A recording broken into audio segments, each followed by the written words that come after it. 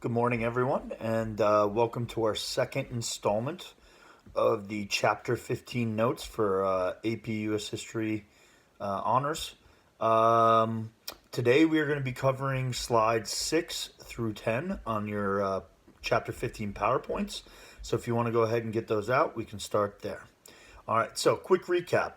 Remember, at this point, Lincoln has been elected. South is extraordinarily angry and feels offended by this election and the fact that the Republicans were basically able to take the election without winning a single Southern state.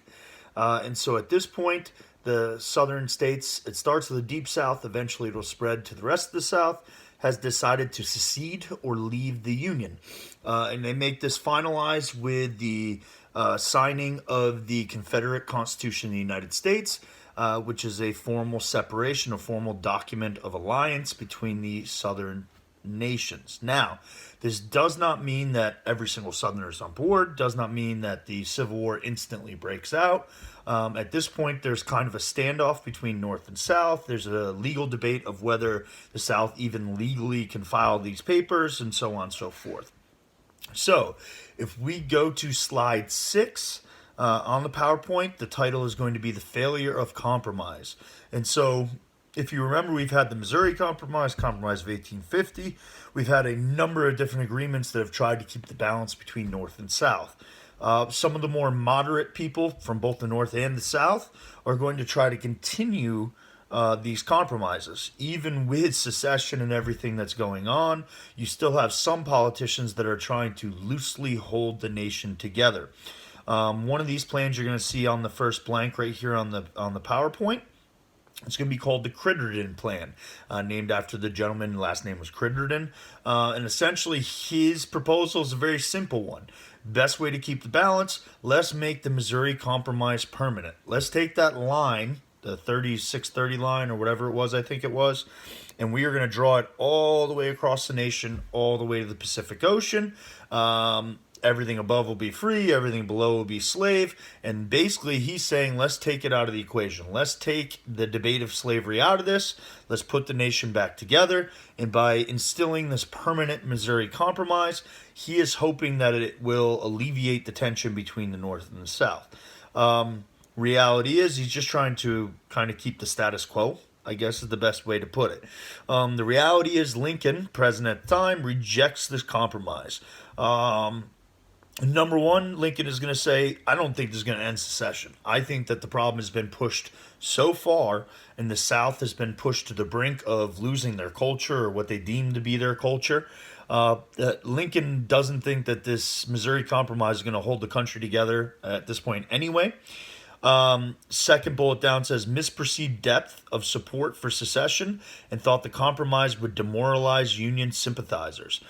So, at this point, we have a number of people in the North that obviously are supporting the Union, but you also have remember that we talked about last time, the border states. You have places like Kentucky and West Virginia and Maryland that have slaves but have chosen to stay with the Union.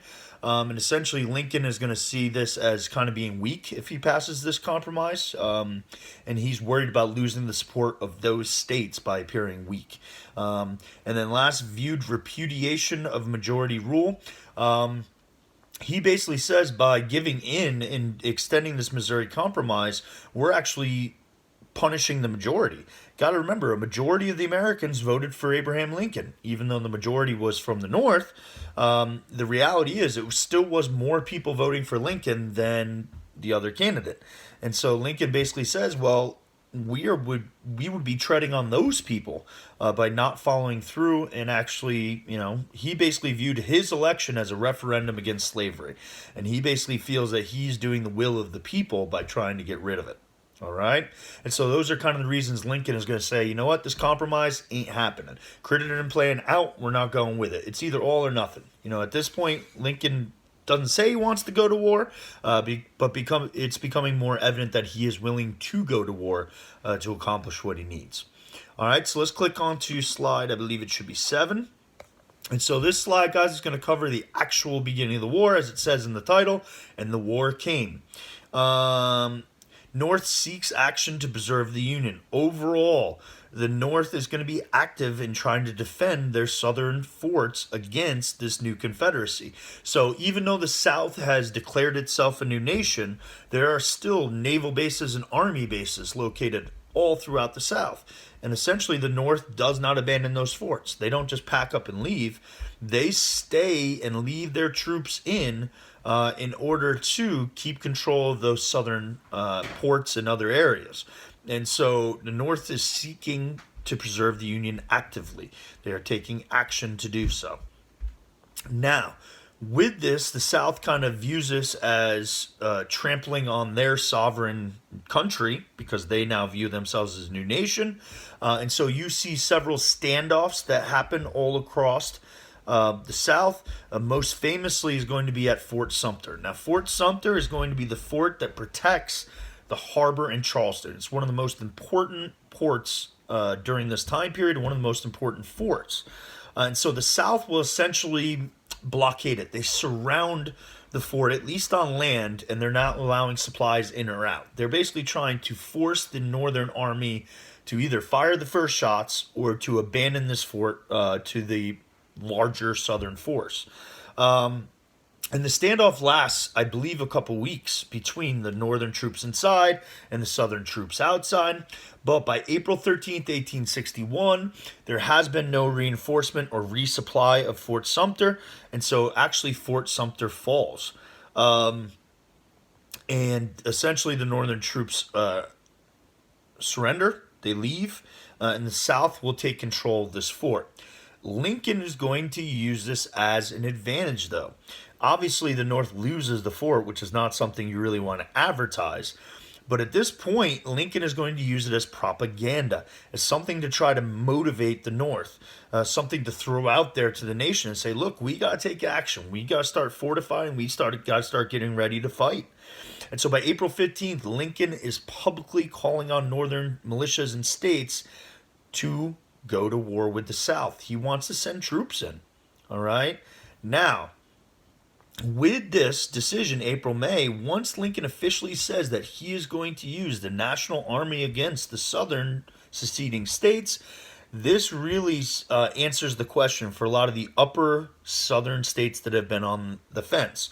For example, Virginia or North Carolina that have been kind of stuck in the middle. They agreed with the southern, obviously, idea of defense of slavery, but they weren't sure if they wanted to leave the Union.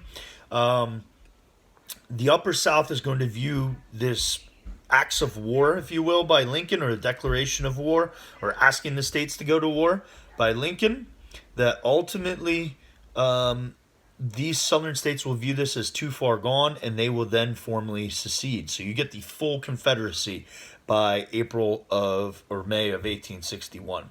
The border states still remain with the Union. So your Kentuckys, your West Virginias, your Maryland, your Delaware, although they're not necessarily agreeing 100% with what Lincoln's doing, they are not willing to leave the Union. And so they will stay with the nation. Lincoln very clearly is going to work right from the get-go to define this war about preserving the Union and not necessarily ending slavery. So you have to ask yourself, why? Why would Lincoln choose that message? Well, it's very simple. I think it appealed to more Americans. You got to understand that a lot of Northerners really didn't care about the rights of African Americans, really didn't care about slavery, but they could care about preserving the country and preserving, this disrespect, I guess, to the American flag or the American nation. And so ultimately, Lincoln is going to view this as a more powerful message to more Americans to get them involved within the war effort. And so really, right from the get-go, Lincoln's message is going to be, this war is about putting the nation back together. And actually, I believe he had a very telling line in his Lincoln-Douglas debates, where he said, if I could put actually it might have been his first inaugural address. Anyway, he said, if I could put the nation together with half slave, half free, I'd do it. If I could put the nation together all slave or all free, I'd do it. His main goal is preservation of the Union. He wants to put the country back together. All right, let's continue on to slide 8 here. So we're going to go ahead and click. Now, ultimately, the North realizes that they have a tough fight on their hands. They actually outnumber the South in population, hence why Lincoln won the election. They can outproduce them. But you can't misaccount for the passion of the Southerners. They were fighting to defend their way of life, they were fighting to defend their homes in their mind. Much like the American Revolution and the passion that Americans had fighting against the British in the defense of their home, Lincoln understood that he was going to face the same amount of passion coming from the Southerners. And so he is going to adjust to a plan of total war. Total war very simply means not only a military war, but also a war on political systems, economies, ways of society. And so, what we will see the North waging war against the South, we're going to see the destruction of cities and destruction of railroads and destruction of factories and going against every method that the South had to fight this war. And so the North very quickly will adopt this idea of total war, of going after all of the Southerners' way of making money and fighting this war effort. All right, so let's move on to the next slide here. The next slide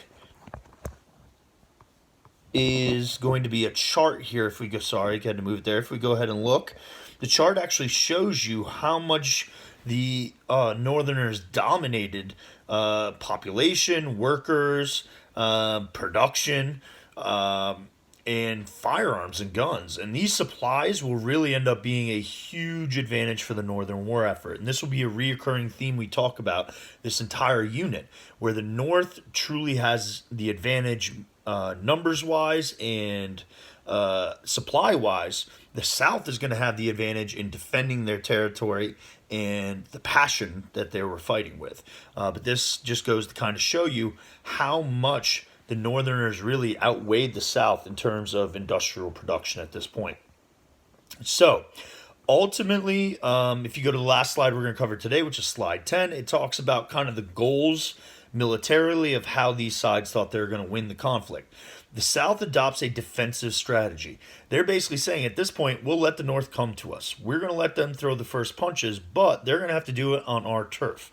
They're going to have to do it in our backyards where we know the ins and outs. We know the battlefields. It's less for us to transport our goods and our services. North is going to have to basically come to us and spend their money doing so. And that's part of the plan. Lincoln is going to adopt a two-front strategy. Number one goal for Lincoln is he wants to take out Richmond, Virginia. He wants to take out the symbol of this Confederacy and what he views as an illegitimate government. He wants to get rid of that symbol of the Confederacy right off the bat. So that becomes a goal. Second one is very simple. He wants to seize control of the Mississippi River, primarily New Orleans and the mouth of the river. If he can control the Mississippi River, he can control Southern trade and their ability to make money off of that trade, and a major transportation route that the South was forced to use because they didn't have a lot of railroads. Lastly, Lincoln wants to use his naval advantage. South has a navy, but it's very tiny, very inexperienced. Lincoln wants to use that military might of the South to deploy the naval might to deploy around southern ports and use the United States Navy to blockade southern cities and yet again hamper trade, hamper the transportation of troops and goods, and to make it as difficult as they can for the South. So these are going to be the two competing strategies that we'll see as we move forward with the rest of this Civil War chapter. Anyway, that was slides 6 through 10 on chapter 15 for our US 1 honors class.